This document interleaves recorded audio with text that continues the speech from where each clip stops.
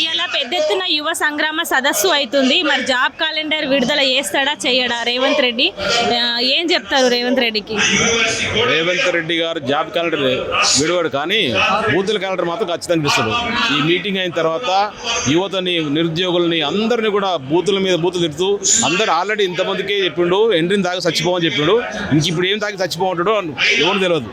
ఆయన బూతుల పర్వం ఇప్పుతారు తప్ప, బూతుల బుక్ ఇప్పుతారు తప్ప జాబ్ క్యాలెండర్ ఇచ్చే ముచ్చట్లేదు. ఆయనతో కాని పని. దాదాపు ఫస్ట్ సంవత్సరం ఆయన గవర్నమెంట్ రాకముందుకి లాస్ట్ నవంబర్లో, అంటే 2020 నవంబర్లో 2 లక్షల ఉద్యోగాలు ఫస్ట్ సంవత్సరం ఇస్తానని చెప్పిండు. దాదాపు 2.5 సంవత్సరం నుంచి 3 సంవత్సరాలు కావస్తుంది. వచ్చిందే 10,000 ఉద్యోగాలు. ఆల్రెడీ 70,000 ఉద్యోగాలు ఇచ్చిన ఒకడు, 80,000 ఇచ్చే ఉద్యోగాలు ఇచ్చిన ఒకడు, 1,00,000 ఉద్యోగాలు ఇచ్చిన ఒకడు, 2,20,000 అని చెప్పడం ఒకడు, 3 సంవత్సరాలు చెప్పడం ఒకడు, నోటికి వచ్చిన అబద్ధాలు ఆడుతుంటారు తప్ప వాళ్ళు జాబ్ నోటికి ఇచ్చే ముచ్చట్లేదు. వాళ్ళు ఇవ్వడానికి కూడా అందరికీ అర్థమైపోయింది. అందుకే ఈ ఉద్యోగం ఈరోజు ఇంత యువత సంగ్రామం ఇంత పెద్ద ఎత్తున తరలి రావడం జరిగింది. కేటీఆర్ గారి ఆధ్వర్యంలో చాలా మంది కూడా ఈ యువత నిరుద్యోగులు చాలా మంది రావడం జరిగింది. కేటీఆర్ చెప్పేది అందరూ కూడా వింటున్నారు.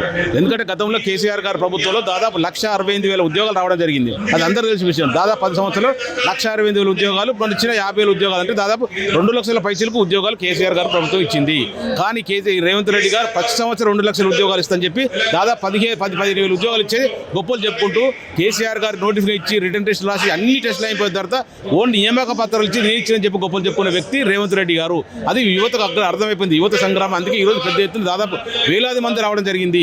దీన్ని బట్టి రేవంత్ రెడ్డి గారికి ఆల్రెడీ ఆయనకి ఎక్కడ కావాలని అక్కడ కాలుతుంది. ఖచ్చితంగా రేవంత్ రెడ్డి గారికి, కాంగ్రెస్ ప్రభుత్వానికి 1000 మీటర్ల గొయ్యి తీసి బంద్ పెట్టడానికి యువత సిద్ధంగా ఉన్నారు. దీన్ని బట్టి చూస్తే అర్థమవుతుంది. మళ్ళీ గెలిచే అవకాశం ఉందని బాగా ధీమా వ్యక్తం చేస్తుండే. ఎందుకంటే మహిళలకి బంగారం పెడతాని, 4,000 ఇస్తాని, 2,500 ఇస్తాని, ఆ పథకాలను ఇస్తా అని చెప్పి మభ్య పెట్టిన ప్రక్రియ కనిపిస్తుంది. దాని మీద ఏం చెప్తారు మీరు?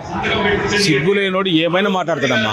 సిగ్గు శరం లేనోడు ఏమైనా మాట్లాడతాడు. దానికి ఉదాహరణ నిర్వచనం ఎవరంటే రేవంత్ రెడ్డి గారు.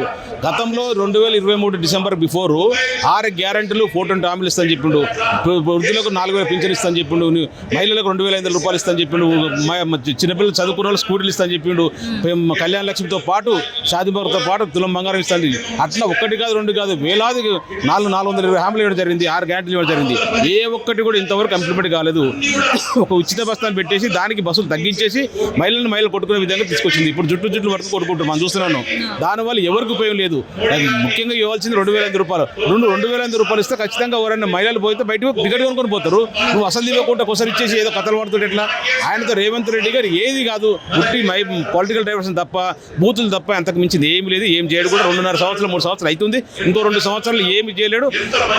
ఇంకో సంవత్సరం ఇంకోసారి అధికారం వస్తుంటుంది కదా, అది కళబొలి కళ. దాదాపు 7-8 సీట్లు వస్తే ఎక్కువ.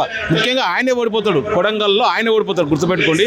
రేవంత్ రెడ్డి గారు కాంగ్రెస్ పార్టీ దాదాపు 20-30 సంవత్సరాలు అడ్రస్ లేకుండా చేసే బాధ్యత ఆయన తీసుకున్నాడు. బీజేపీని ఏదో లేపాలని, జాకిపెట్టి లేపాలని చెప్తుండు. ఆ బీజేపీలో ఏదో కాంగ్రెస్ పార్టీ ఖతం అయిపోయింది. రాబోయే రోజుల్లో వచ్చేది బీఆర్ఎస్ పార్టీ. ఖచ్చితంగా కేసీఆర్ గారు 3వ ముఖ్యమంత్రి అవుతారు. వాళ్ళొకసారి తెలంగాణ రాష్ట్రం దేశంలో నెంబర్ 1 రాష్ట్రంగా తీర్చిదిద్దే బాధ్యత. గతంలో 10 సంవత్సరాల్లో దేశంలో ఎవరు చేయని సంక్షేమం, ఎవరు చేయని అభివృద్ధి, తెలంగాణ రాష్ట్రాన్ని దేశంలో నెంబర్ 1 రాష్ట్రంగా తీర్చిన ఘనత కేసీఆర్ దక్కుతుంది. అది ప్రజలందరూ అనుకుంటారు. దేశంలో ప్రపంచంలో ఎవరు పెట్టలేదు రైతు బంధు అనే స్కీమ్ తీసుకొచ్చి రైతులకు పెట్టుబడి సహాయం అందించి, ప్రతి 24 గంటలు కరెంట్ ఇచ్చి, ప్రతి కడుపు నుండి నీళ్ళు ఇచ్చి, పండిన పంటను ప్రతి గింజను కొన్నాడు. అది కేసీఆర్ గారు రైతులకు ఇచ్చిన ఘనత. రైతులందరూ కూడా కేసీఆర్ గురించి ఎదురు చూస్తున్నారు.